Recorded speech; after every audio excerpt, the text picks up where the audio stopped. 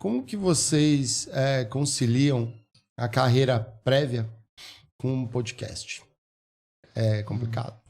Bom, quando o Vênus começou, eu já tinha outros trabalhos na internet. Então, eu já tinha a minha própria produção de conteúdo, já postava minhas próprias coisas e outros conteúdos. Mas quando o Vênus entrou, como a gente chegou com a missão de ser o primeiro videocast feminino do Brasil e criar um público feminino para videocast, que antes era de 5%, se tornou automaticamente minha prioridade dentro da minha rotina.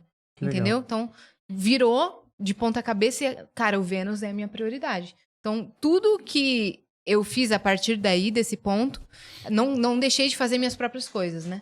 Mas tudo era moldado a partir do... Vai ter Vênus hoje? Que horário? Quem vai ser? Então, legal. O Vênus é a prioridade, entende? Até quando, sei lá, tava lá, peguei Covid... Eu entrei online, eu não fiquei sem fazer o Vênus, sabe? Então, até nessas ocasiões de doença mesmo, o Vênus era a prioridade. Eu lembro que você fez de casa. Eu entrei remoto. Eu vi esse episódio, fiquei até porque tava todo mundo em pânico. Como que a gente vai fazer? Não sei, aí foi bom, ficou bom. Então, aí fez remoto e tal, trouxe co-host, mas aí eu fiz, porque se tornou a minha prioridade. Mas, ao mesmo tempo, eu não deixei de fazer os meus próprios conteúdos. Então, eu sempre tô tentando manejar e remanejar as coisas e as gravações de acordo com o Vênus, mas nunca substituo o Vênus por outra coisa, sabe? Nunca tiro o Vênus da jogada porque eu tenho outra coisa. Legal. Essa é a minha realidade, né? Acho legal isso que você falou, porque eu tô começando agora nessa linha de fazer o podcast, porque para mim o que vem desde sempre é minha carreira autoral, as minhas músicas, as minhas composições, as minhas gravações, as músicas que eu componho para outras pessoas. Então, tipo, vem esse trabalho. Eu também, tipo, como atriz, trabalhei durante muito tempo como atriz. Mas tenho todo esse trabalho que eu tenho uma equipe que me ajuda a conduzir esse trabalho. Inclusive, Vitinho Malvadão tá ali no canto. E tem uma equipe toda que me ajuda a fazer isso. Só que a gente conversa muito sobre isso. Então, tipo, o Amplifica apareceu... E eu tive uma conversa com o Vitinho e falei, eu tenho vontade de abraçar isso também como uma prioridade. E aí a gente jogou o Amplifica para um lugar do coração ali que pegou a gente e que a gente falou, vamos dar o mesmo gás e a mesma importância que a gente está dando aqui para esse trabalho também que eu faço. Então, a gente se divide muito e isso só é possível porque eu não tô sozinha. Porque eu tenho uma equipe grandona, assim, tipo, comigo hoje. E eu sou muito feliz por ter essas pessoas, porque senão eu não conseguiria fazer nada disso. Porque acho que quem vê de fora acha que é tudo muito simples. Porque vê uma pessoa só na frente, sabe? É uma coisa...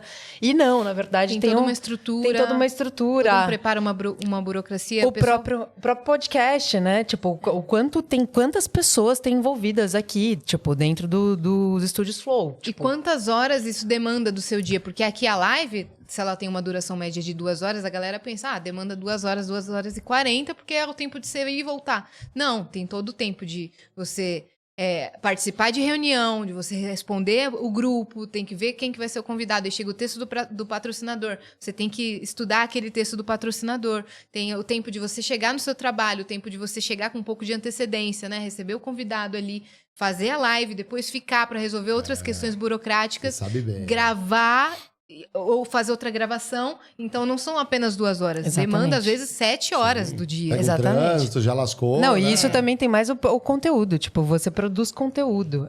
Só quem produz conteúdo sabe o quanto isso dá trabalho.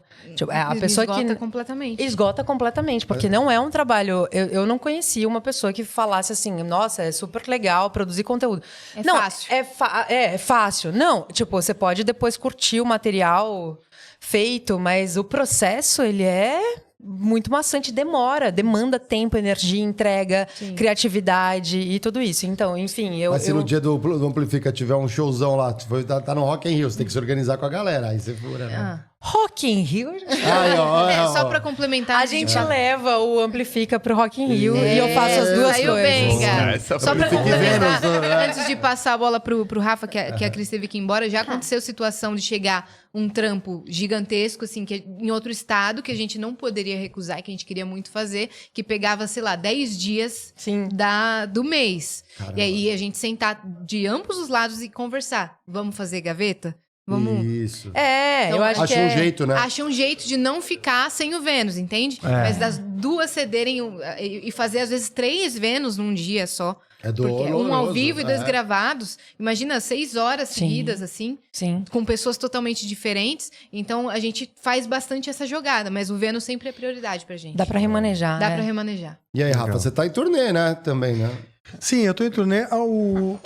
Antes ainda da pandemia, tal, eu tinha um canal de YouTube que eu já gostava de entrevistar e não era uma prioridade, né? E eu produzia um pouco mais sozinho, vai. Tive equipe também, mas foi uma coisa meio na raça. E eu abandonei porque eu pensei, eu preciso de uma equipe fazer isso, não dá pra fazer sozinho, né? Mas eu quero muito fazer. Durante a pandemia, naquelas reflexões sobre, se acabar a turnê, se acabar o Angra, não sei se acabar os shows, né, os eventos por 10 anos, o que eu vou fazer? Essa história, o YouTube, a comunicação passou a ser uma coisa que eu tive como prioridade. Falei, não, então é isso, vou fazer isso, quero fazer.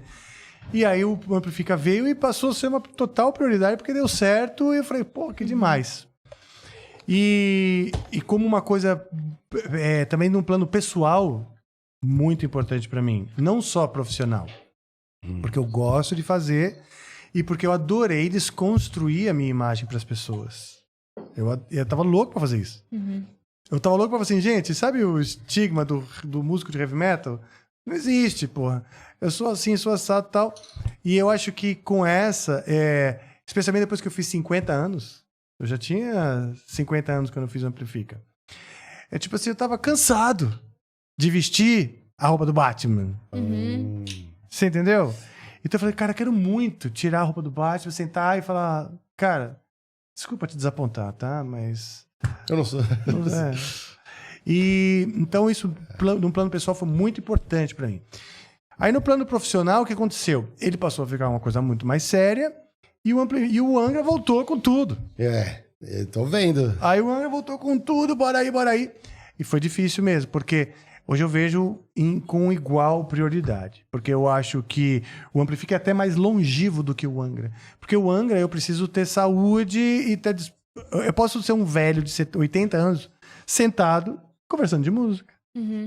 Tocando e falando de música com a nova geração da música. Sim, totalmente. Mas vai ser difícil eu tocar Carry On com 80 anos. Bem difícil. Aliás, a minha favorita, vocês nunca mais... Aliás, muito antes. Aliás, já tá difícil.